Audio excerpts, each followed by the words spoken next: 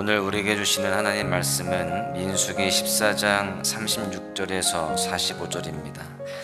모세의 보냄을 받고 땅을 정탐하고 돌아와서 그 땅을 악평하여 온 회중이 모세를 원망하게 한 사람.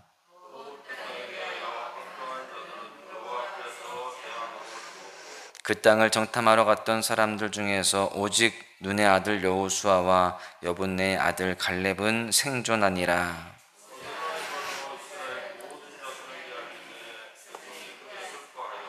아침에 일찍 일어나 산 꼭대기로 올라가며 이르되, 보소서, 우리가 여기 있나이다. 우리가 여호와께서 허락하신 곳으로 올라가리니 우리가 범죄하였음이니이다.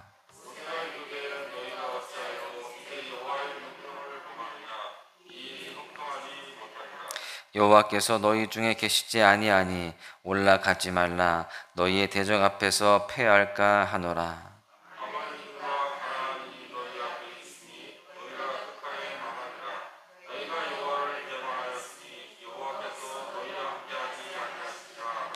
그들이 그래도 산꼭대기로 올라갔고 여호와의 언약궤와 모세는 진영을 떠나지 아니하였더라. 아말렉인과 산간지대에 거주하는 가나안인이 내려와 그들을 무찌르고 호르마까지 이르렀더라. 아멘.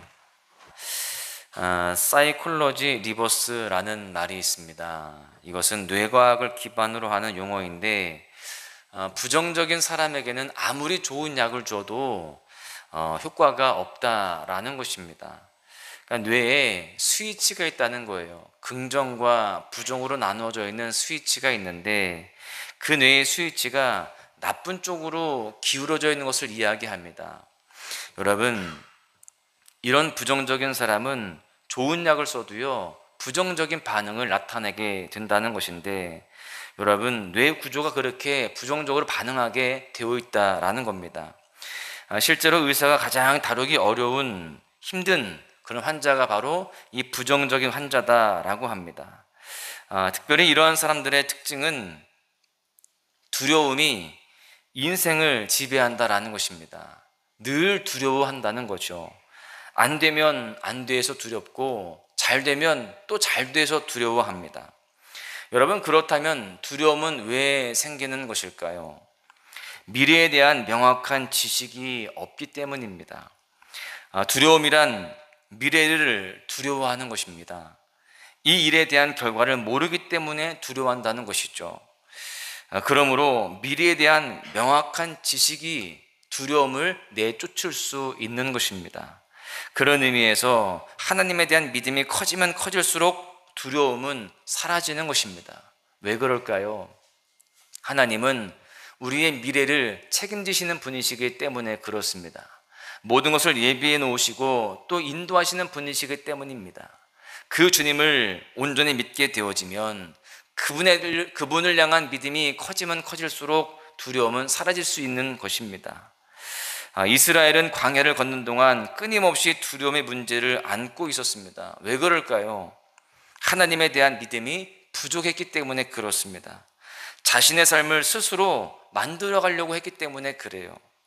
여러분, 명확한 지식이 두려움을 내쫓는다라고 말씀을 드렸습니다. 이 시간 하나님에 대한 지식이 또한 믿음이 더욱 풍성해질 수 있기를 간절히 소망합니다.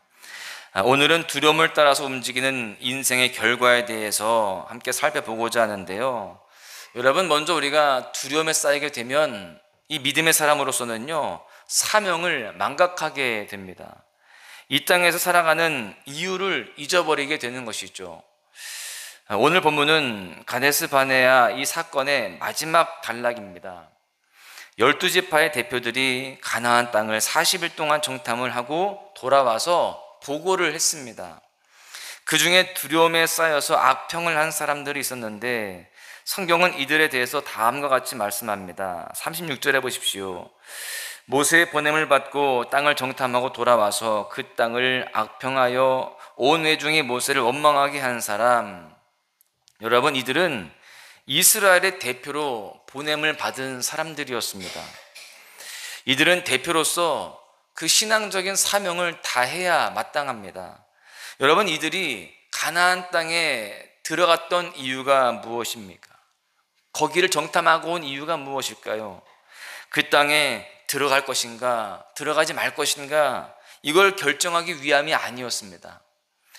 들어가는 것은 이미 정해진 사실이에요. 하나님이 그곳으로 인도하시겠다라고 이미 결정을 하셨습니다. 이들이 보냄을 받은 이유는 하나님의 일을 성취하기 위해서 최소한의 준비를 하기 위함이었습니다. 하나님이 결국 이스라엘을 그 땅으로 인도하실 것이지만 인간적으로 준비해야 할 최소한의 것들이 있었기 때문에 그 땅을 정탐하겠다라는 것이죠. 그런데 이들은 두려움에 쌓여서 보냄을 받은 자의 사명을 다하지 못했습니다. 하나님이 이스라엘 위해서 선물로 예비해 놓으신 그 땅을 악평하는 거예요. 하나님이 준비해 놓으신 것에 대해서 그렇게 부정적으로 얘기하는 것입니다. 악평이라는 것은 의도적으로 부정적으로 평가하는 것을 말합니다. 여러분, 그렇게 이 악평을 함으로 인하여서 이스라엘 백성들이 원망하고 불신하게 만들었습니다. 여러분, 보냄받은 자의 사명은 그 땅을 정탐하고 돌아와서 온 애종으로 하여금 그 땅을 소망하게 만드는 것이었는데 오히려 원망하게 만들었습니다. 그런 그들의 인생의 결말이 무엇이었을까요? 바로 죽음이었습니다. 37절을 보십시오. 곧 그 땅에 대하여 악평한 자들은 여호와 앞에서 재앙으로 죽었고. 여러분, 악평한 자들, 여러분, 이들은 죄의 결과로 죽음을 당하게 되었습니다.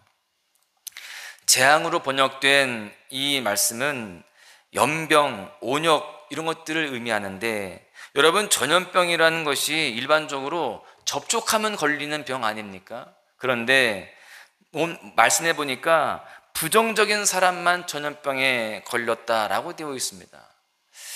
하나님의 심판이 정확하게 가야 할 사람에게 간 것입니다. 하나님에게서 벗어날 수가 없어요. 하나님은 불신앙을 싫어하십니다. 10명의 정탐꾼은 보냄을 받은 자의 사명을 잊어버렸습니다. 오직 여호수아와 갈렙만이 보냄받은 사람으로서 사명을 감당했던 것입니다. 우리 역시 이 땅에 보냄을 받은 사람들입니다. 보냄을 받았다라는 것은 이 땅에서 이루어야 할 하나님의 사명이 있다라는 것 아니겠습니까? 우리의 사명은 무엇일까요? 마치 12명의 정탐꾼과 비슷합니다.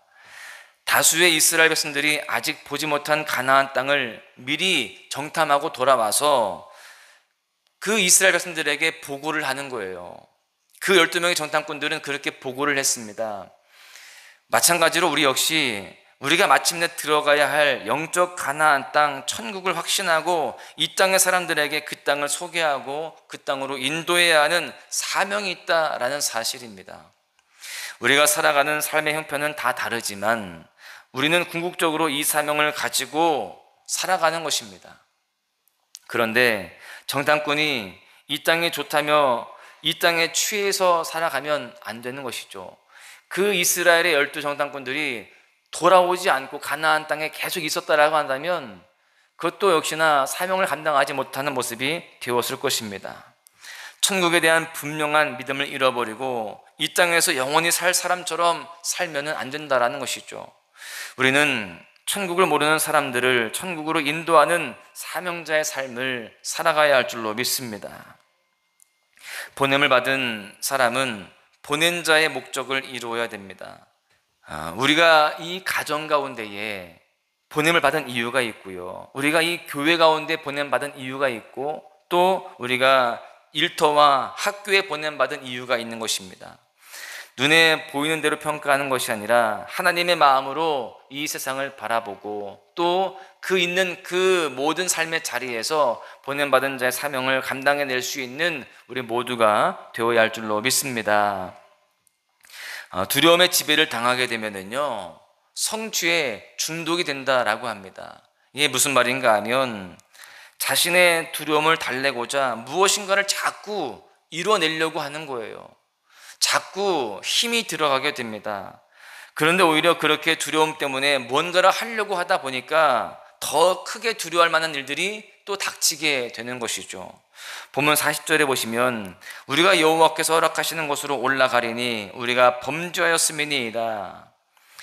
보냄을 받았지만 악평을 했던 이 사람들이 죽임을 당하게 되었습니다. 그리고 20세 이상은 가나안 땅에 들어가지 못하고 죽을 것이다라고 말씀합니다. 또한 40년간 광야에 거해야 한다라는 그런 이 말씀도 듣게 됐죠.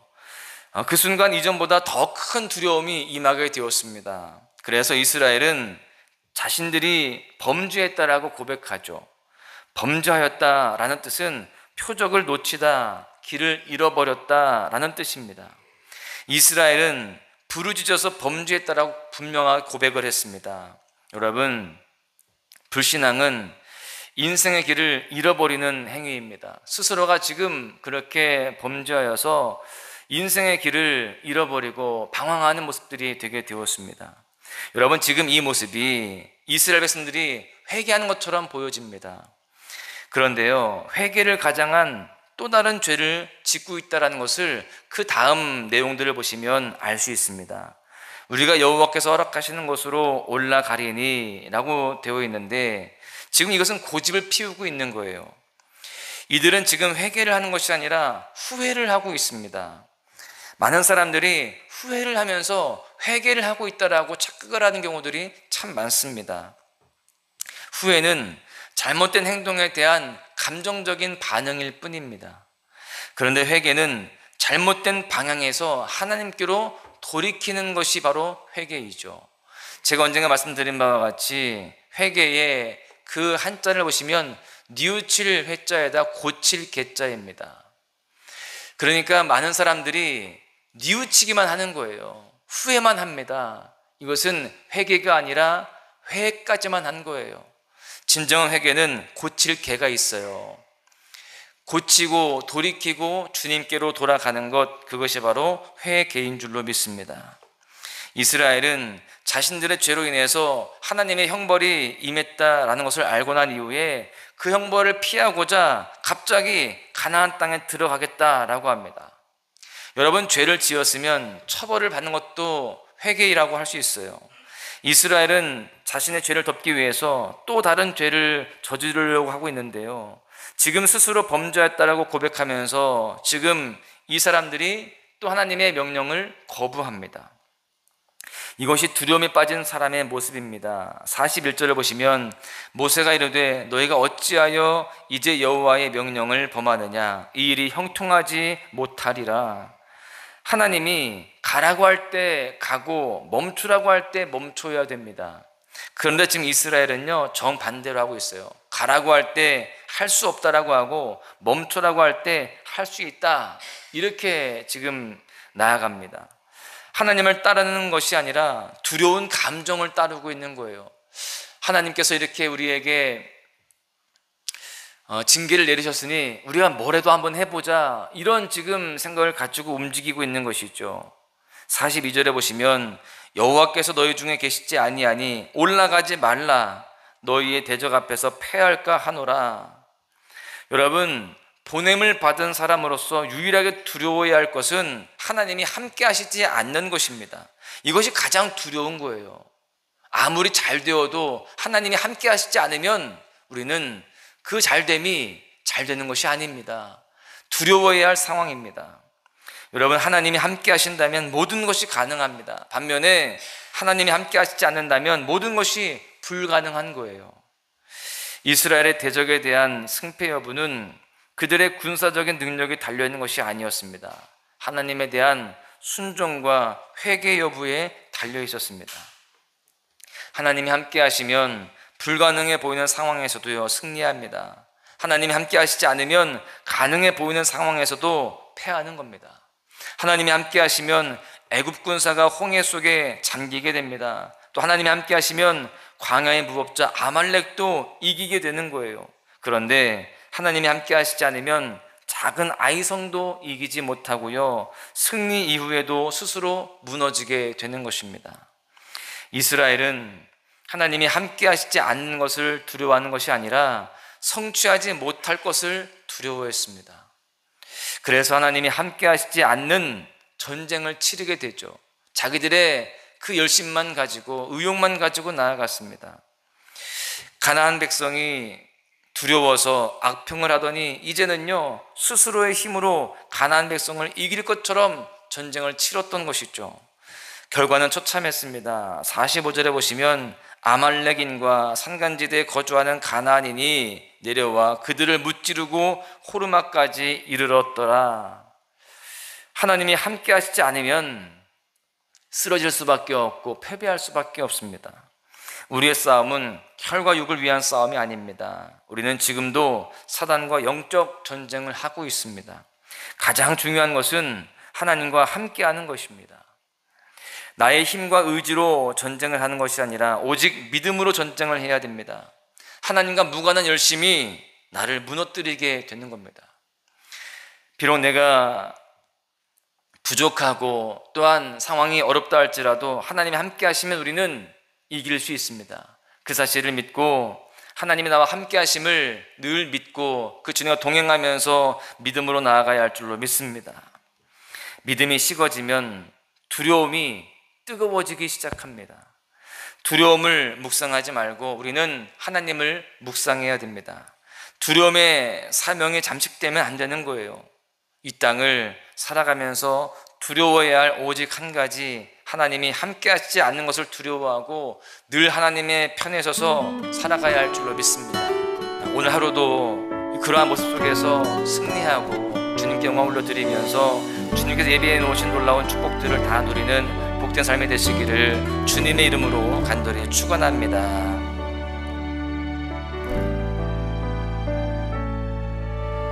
나를 버리고 그의 길을 가는 것 세상 그 무엇보다 어려움 내려놓음 내 안에 예수 그분만 생각할 때 하늘의 그 손이 일하시네.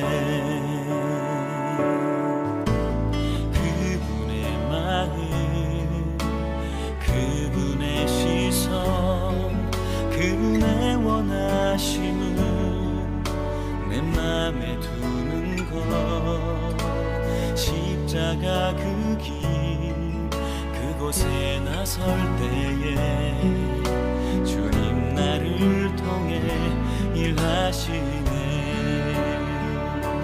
그 사랑 나를 살리신 그 사랑 하늘의 모든 영광 다 내려놓으신 내 삶도 그렇게 내려놓습니다. 주님 기뻐하시는 그 길 가렵니다.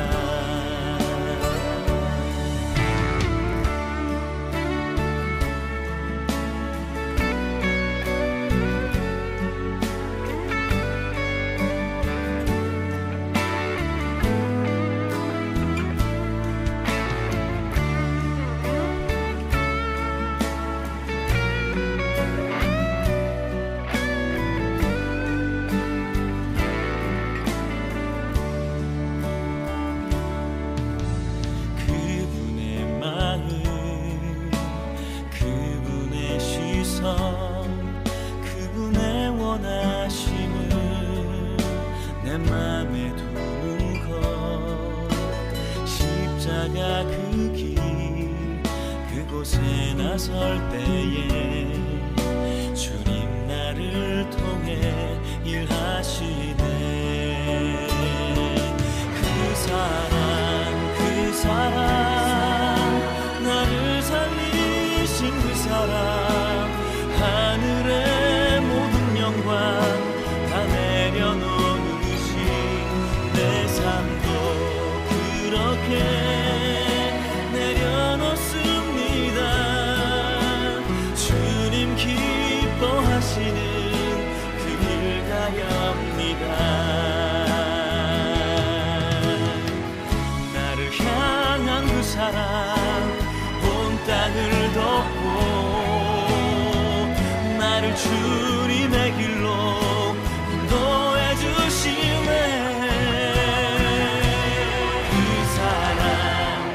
사랑, 나를 살리신 그 사랑, 하늘의 모든 영광 다 내려놓으신 내 삶도 그렇게 내려놓습니다.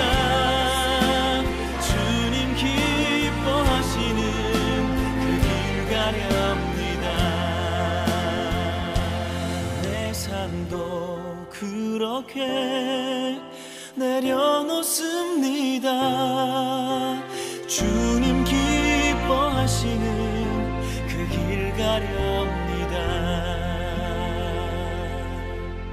주님 기뻐하시는 그 길